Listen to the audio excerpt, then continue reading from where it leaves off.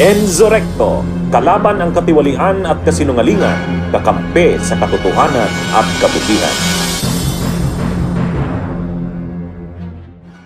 Kami ang naapi at hindi sila. Ito ngayon ang sigaw ng mga kaanak na naging biktima ng war on drugs noon ni Digong. Sa ipinapakita ngayon na tila aping-api raw si Digong, na hindi raw naging maayos ang trato sa matanda.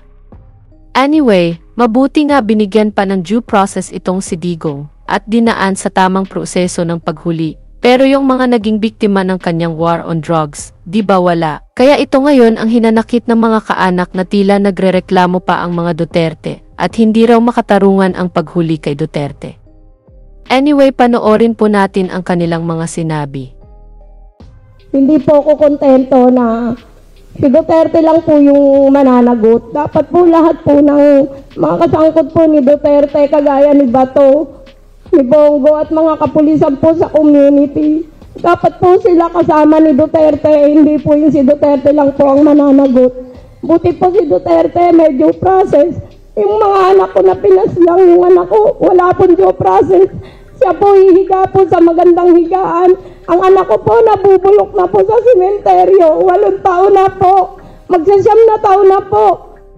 Pag sinasabi po na siya yung biktima, nagpupuyos po sa galit yung nararamdaman namin dahil kami yung totoong nakaranas ng karahasan. Dahil sa peking war on drugs na yan, bigla na lang pinatay, bigla na lang nagbago yung buhay namin, bigla na lang po ako kailangan magtrabaho. Kailangan ko pong iwan yung mga anak ko, kailangan po lumipat ng bahay, hindi makakuha ng mga dokumento. Kailangan ko pong hintayin na matapos yung nakaburol para lang maiburol yung asawa ko. Lahat po yun pumasok po sa isip ko. Kaya hindi ko rin po masabi na sobrang saya ko dahil sa kabila po ng saya na nararamdaman ko yung kirot na bakit kailangan po namin gawin pa ito ng paulit-ulit. Kung pwede lang po na ibalik po yung dating buhay namin, yung buhay na simple lang po, hindi po ganito. Katulad po na sana hindi na lang po sila pinatay. Yun po yung pakiramdam ko. Hindi lang niya siguro alam kung gaano kasakit maghanap ng kapamilya na patay na. Samantalang yung tatay niya, buhay, maganda ang sinapit sa paghuli sa kanya. Samantalang yung mga anak namin, walang due process na nakukuha. Kaya gano'n na lang nung nakita ko yung post niya, nakakagigil silang magpamilya. Parang inaapi sila na kung tutuusin, sila ang nang-aapi sa mga mahihirap. Parang nanghihingi pa sila ng simpatsya sa mga Pilipino na talagang inaapi sila. Kaya tuloy, idugtong ko lang, ang mga kamag-anak kong mga Duterte sa Mindanao, talagang lahat ng post ko, hindi nila nilike dahil makatatay Digong sila.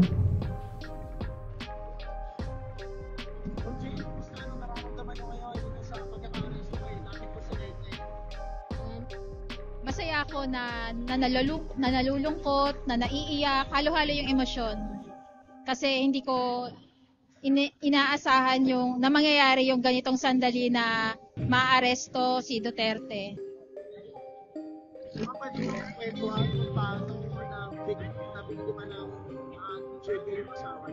Binaril siya ng riding in tandem sa kalsada noong March 20, 2017. Kasi jeepney driver yung asawa ko. Habang hinihintay niya yung jeep na ipapasada niya, binaril siya ng nakasakay sa motor, ng nakatalikod.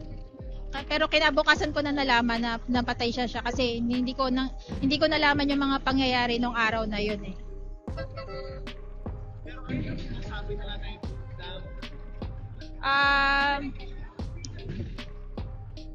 Siyempre alam naman natin na dahil yan sa war on drugs. Dahil hindi naman yun yung unang taong namatay doon sa lugar namin eh. In fact, doon sa lugar kung saan siya binaril, napakarami ng binaril doon ng riding in tandem.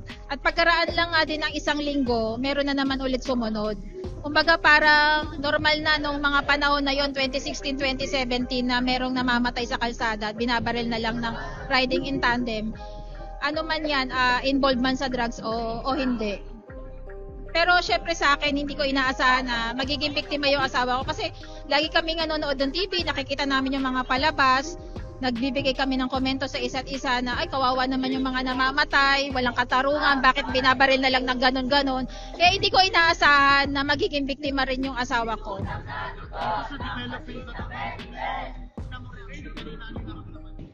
Kinabahan ako pero masaya pa rin kasi sa loob ng ngayong March 20 ang kanyang ikawalong taong death anniversary.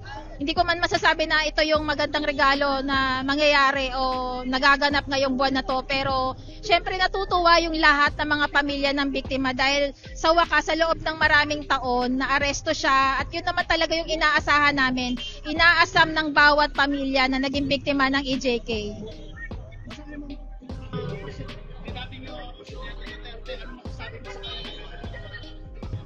Panapanahon lang yan, kaya maniningil na yun dapat maningil. Kaming mga naging biktima ng war on drugs, ito na yung panahon namin. At maasa kami syempre na magtutuloy-tuloy ang investigasyon. Hindi lang sa naaresto siya, kung hindi talagang totoong mahatulan siya, makulong at mapatunayan sa buong mundo na kami mga biktima niya hindi tumitigil, talagang nagsisikap at nagtataguyod ng karapatang Okay, so mga kababayan natin, konting lang, no? Paalala, yung reminder lang, si Kian De Los Santos, yung 17-year-old na bata na pinatay ng 3 pulis bilang bahagi ng drug war, walang kalaban-laban, 2017. Of course, nakulong, nasentensyahan yung 3 pulis, pero syempre hindi naman siguro doon natatapos yun, no? So gusto ko munang tanong yan, ano ba yung dali nyo nga kami rin sa emosyon na tumatakbo sa utak ninyo itong mga kapamilya ninyo nung finally nakita nyo, nabaritaan ninyo na inaresto na po si dating Pangulong Rodrigo Duterte? Ang totoo niyan, Christian, maraming mga nanay, no, yung nagpadala sa akin ng message. Sabi niya, sir, totoo ba to? Sabi ko, ang alin? Yan na, tapos pinapasa nila sa akin yung mga newsfeed. Sabi ko, teka, tingnan ko, kasi busy din sa trabaho. Sabi ko, teka, ano nangyayari? Sabi ko, bakit may Interpol na daw? Nandun na si General Torre, tapos may mga pulis na doon sa airport. Yung pala inaabangan ng pagdating ng ating dating presidente. Tapos wala lang kasi malay ko ba kung ano lang yon, sinusundo lang o kung ano pa man. Pero nung may mga narinig akong balita na merong warrant of arrest na, sabi ko, teka, iba na to. Iba na, tututukan ko na. Hanggang sa binabasahan na ng kanyang karapatan ng dating Pangulo na yung Miranda rights ba ang tawag doon. Sabi ko, teka, iba na to Nangingilabot na yung pakiramdam ko. Sabi ko, salamat. Masaya yung pakiramdam na sa loob ng halos 8 o 7 taon ng pananahimik ng mga pamilya. No? Grabe kasi, balikan lang natin, ito yung mga pamilya na minarkahan, tinatakan at kinilala ng lipunan ng panahon na sila yung mga drug addict, mga salad sa lipunan, mga pamilya ito, dapat patayin niya kasi addict, nanlaban yan, kaya pinatay, involved sa droga, nasa drug list. Nakalulungkot, di ba? Tapos, ang mga nanay nung matapos yun, nagpakita sila ng pagpapasalamat. Maraming salamat. At ito yung pinaka-importanting araw sa kanila, yung pangyayari kahapon. No? Na hulihin po yung ating labasan ng warrant of arrest yung ating dating Pangulo. At kanina po, parang lumipad na yata, hindi ko alam kung kagabi o ngayon, araw na ito ay dinala na yata papunta doon. Opo. So masaya po ang mga pamilya. Oo. Kayo, di ba yung 3 pulis na pumatay dito in De Santos, yung nakita sa CCTV, nasentensyahan, nakapit po sila ngayon. Pero sapat na ba na sila lang inapatawan ng parusa? O importante sa inyo na dapat yung mismo may pakana ng drug war na ito managot? Sa akin, dapat managot, Christian kasi sunod-sunod na naging patayan at yung kanilang paraan ng pagpatay ay very systematiko di ba? Papasukan ng bahay, pag napatay nila, sasabihin, nanlaban, may baril, may shabu. Parang yun at yun. Tapos, nung nagre-reklamo na tayo, na sunod-sunod na yung patayan, walang nangyayaring extrajudicial killing. Sinusunod lang ng ating mga pulis yung kanilang trabaho.